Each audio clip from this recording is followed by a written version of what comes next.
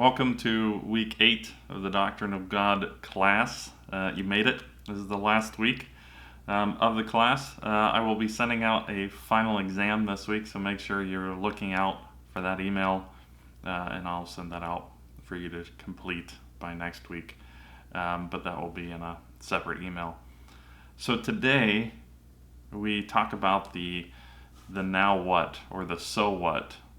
Like, why did we talk about all of this during this quarter about theology and the doctrine of God? What implication does it have for my life and for your life? And so that's what we talk about today. Make sure you watch the extra videos that I send before filling out the worksheet. I have 15 points that we're going to cover about the now what, or the so what. And they're not exhaustive. There's just a list of ideas and thoughts about the implications of all of this. And no matter where you are in this class and believing in God and not believing in God and your own theology, you can take something away from these points. So the first one, number one, is that there can be a systematic method to our theology. And what I mean by that is, oftentimes we say, well, our theology it's just our feelings, or that person believes that one thing because they grew up in a church, or that was their culture, or it's just worked out for them, and that's why they believe in God, and it hasn't worked out for me. Life has looked a lot different, and therefore that's why I haven't. It's not about necessarily our experiences or just our feelings, that we actually can create propositions, statements about God, and we can measure those in both our experience of God as a humanity, but also rationally, using our minds, and relationally. Again, general revelation, seeing God through the creation, and then coming to the conclusion about what kind of God that must be to create a world that we live in. And so we can do all this, and it can be systematic. It can make sense. We can think through our relationship, our theology. We can think through God in addition to our experiences and what we observe. It also means that it being systematic is that it can be objective. It's not just subjective. It's not just tolerance. We can't just say that there is no truth in any of it, and everyone's making their own theology and their own experience of God up, and nothing can really be objective. What we've said is that there must be if there is one objective truth, there must be an ultimate objective truth. And if that is the case, then there must be a God that exists. Now, we could determine that we're all wrong. Everyone in the world is wrong, and that's a valid conclusion. Or we could say someone is right. But we can't all be right. Otherwise, we're not pointing to the same objective truth. So, there can be an objective truth, which means in our theology being systematic, we can actually come to conclusions about that objective truth and do it in a systematic way that is not just a combination of our experiences or because it works out for us. So that's number one. Number two in our list is we can no longer use tolerance as a defense against objective truth. Because objective truth exists, we can no longer say, well, you believe what you believe, I'll believe what I believe, and we're all good. And we cannot use tolerance as a defense. Now, sometimes we have tolerance. We don't want to go around trying to convince other people to believe something they don't believe. But the point being is we must listen and be in dialogue about our theology and our beliefs, and not just walk around in tolerance and go, well, my theology, my belief system doesn't make any sense, but that's okay. Doesn't matter. So I'll just be tolerant for everyone else. And even in that, tolerance becomes intolerance, especially in the United States, against a mainline Christianity, that it has become intolerant to that truth because they say, well, it's pushing an objective truth and we must be tolerant. And so the focus on tolerance actually becomes intolerance to others. So we cannot use tolerance as a defense and against objective truth. So that's number 2. Number 3, our theological endeavors are not in vain.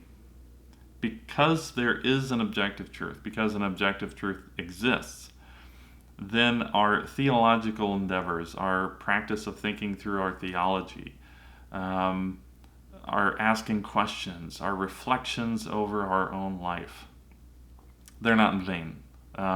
Meaning it's not like there's no purpose to this of thinking through my own theology because I'm not sure that there is a God who exists. If objective truth exists, then our search has a goal. It has an end. And therefore, our theological endeavors are not in vain. Now, you might think through your own theology and then come to the conclusion that it hasn't changed much. Well, even your reflection of your own theology and thinking through what you believe and how you believe and why you believe is not a fruitless process. It actually does something in our souls and hopefully will lead us to a true knowledge of the living God. So it's not in vain. So even after this class, I encourage you to continue to think through your own theology and read books and be open to God and who God is and the concept of God. Number 4, theology must and does have real life implications. If there is a divine being, if a God does exist, then our theology must have and does have real life implications. Meaning it's not just a process of these nerdy people sitting in a room with books thinking about God and going, well, God must exist and we're done. I think through the social and political unrest that we have in the United States right now, and our theology must have real life implications. It must speak into the circumstances that we are experiencing, the situation that we are experiencing. Otherwise, our theology is faulty. It's missing something, because if our theology is based on who God is and what God does, right? Again, an attribute of God reflecting who God is and his nature and what God does. So if I say God is good, he's not just good in his nature, but he's good in what he does. And if he's not doing good for our cultural, our human condition, then I'm missing something in my theology. Our theology must have real life implications of making real in our lives the truth of who God is. Not only the truth of who God is socially, but personally in my life. And so it's not just a thought process. We can't just determine, well, I don't believe in God, and walk away. You saying you believe in God or not believing in God, even the God you believe in, has real life implications in your life. You are going to live your life differently if you believe God exists or if you believe that God doesn't exist. All of those change what you do and how you do it, what you think, what you believe, how you respond to people, what you believe about morality and ethics, the purpose and plan that you see in your own life, how you use your money. All of it will be reflective of your theological foundation. And so real life implications. Number 5, We have a human responsibility, therefore, to engage with our current theology. If what we have, if what we've said is true in this class, that a God, a divine being does exist, the creator of the universe, and maybe you don't believe that. You've gone through this class and you still don't believe that that is viable, that that is a good argument. You still say, well, God doesn't exist. We as humanity have a responsibility to engage in our theology, to engage in these conversations about God, about if a God, especially if you agree that a divine being must exist, then we have a responsibility of engaging in those conversations and thinking through our own theology. It is part of the human condition to think through that. We can no longer ignore our own theology. If a divine being does exist, we can no longer ignore our own theology. So now number 6. Number 6, humanity is dependent upon God's revelation. So even if we say that God does exist, we are dependent on God's self-revealing. I cannot, even if I engage in my own theology, think through my own theology, try to figure out who God is, make observations of creation about God. I am still dependent on God's self-revealing. Not just generally, well, I am generally, in general revelation, yes, I'm dependent on a God revealing through the natural means. I'm also dependent on God showing up and saying, out of all the gods, this is the one that I am. And so we are dependent upon God's revelation because we can't just figure it out. We will always be limited in our ability.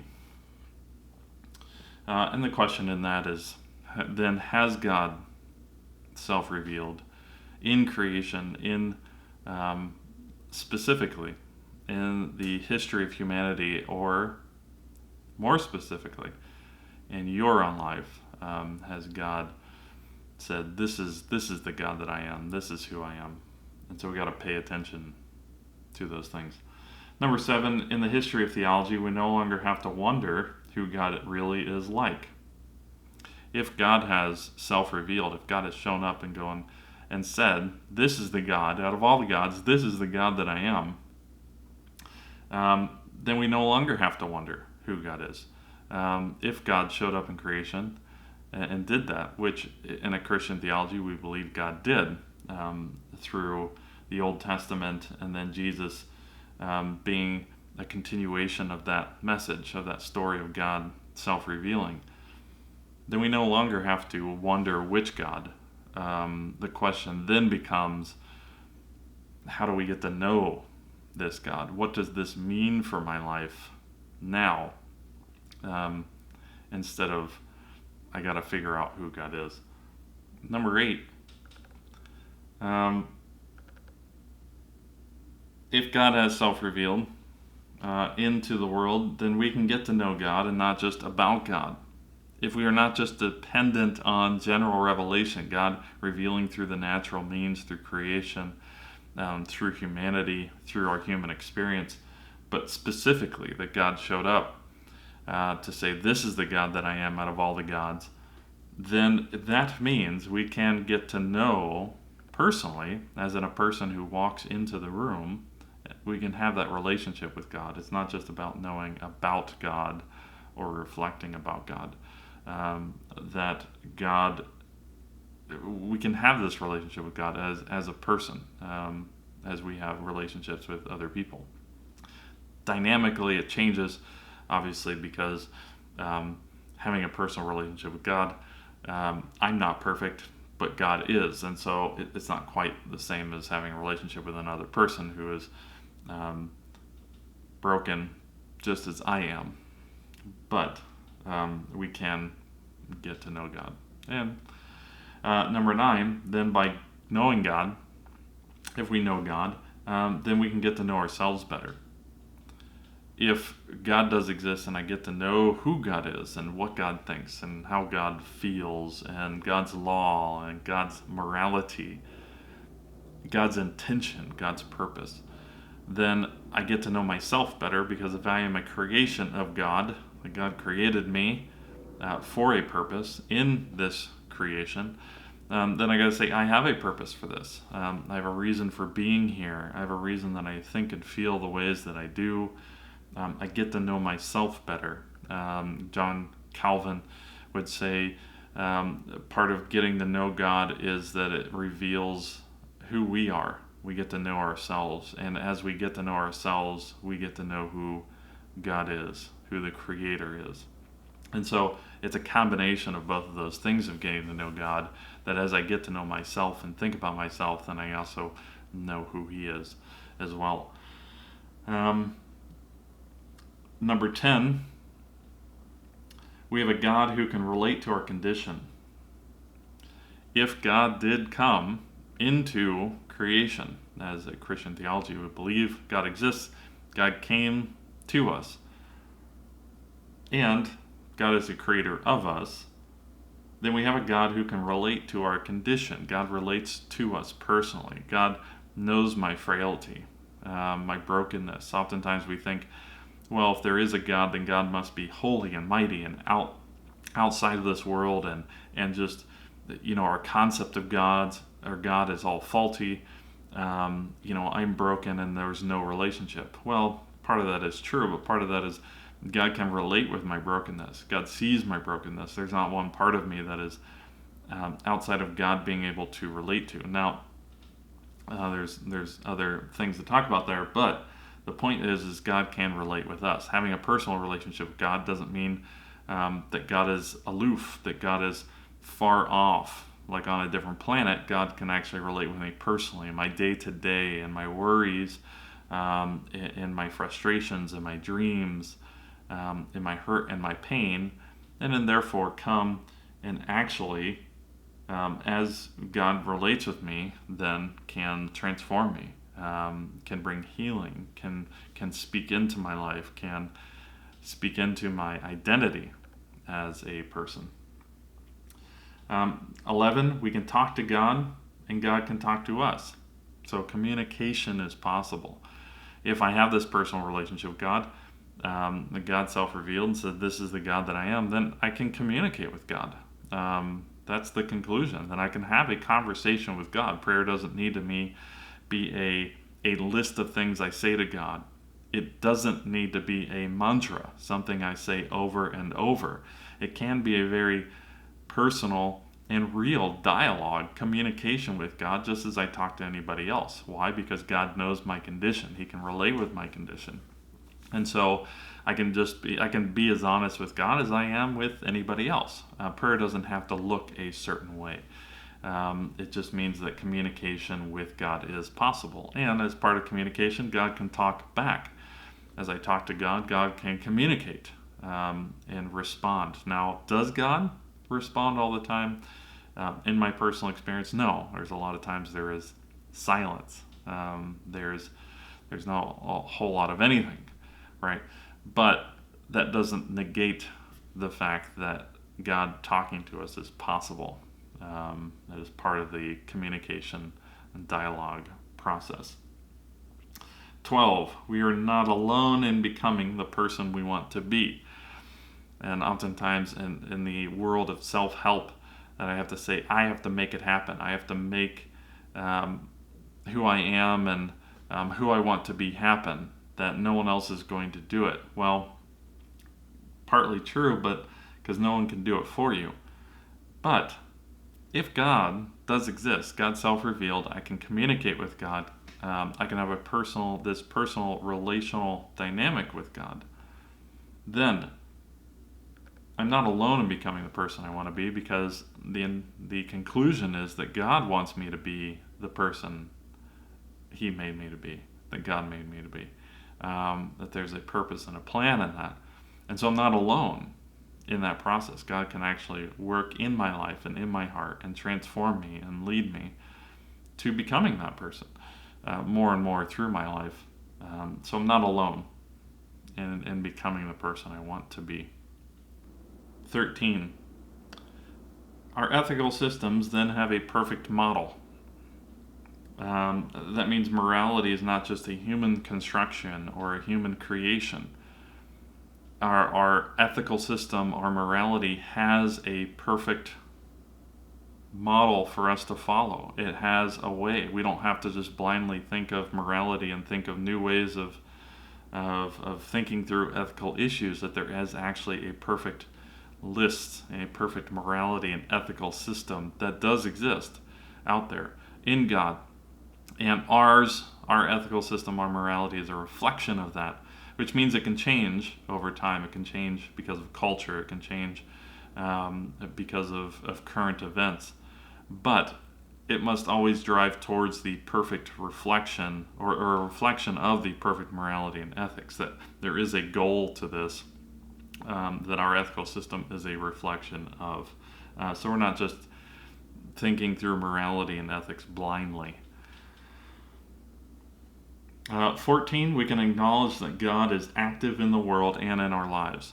If God is self-revealing, God relates with my condition, I can communicate with God, then God is the creation of all of this, then we can acknowledge that God is active in the world. God just didn't create the universe and stepped away.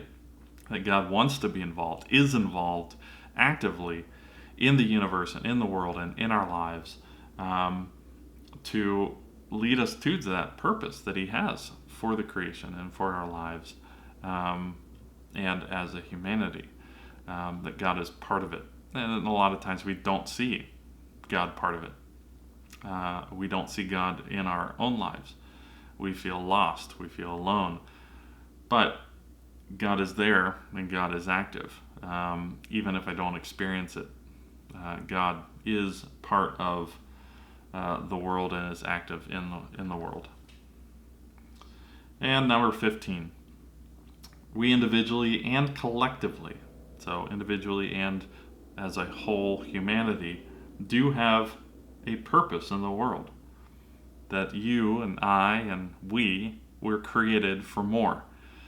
If God is active in the world, relates with my condition, knows me, I can communicate with God, that means, and there is this ethical system that is perfect, that we are trying to figure out how to do all of this better, then we together, both as a humanity and individually, we have a purpose and a plan in this world.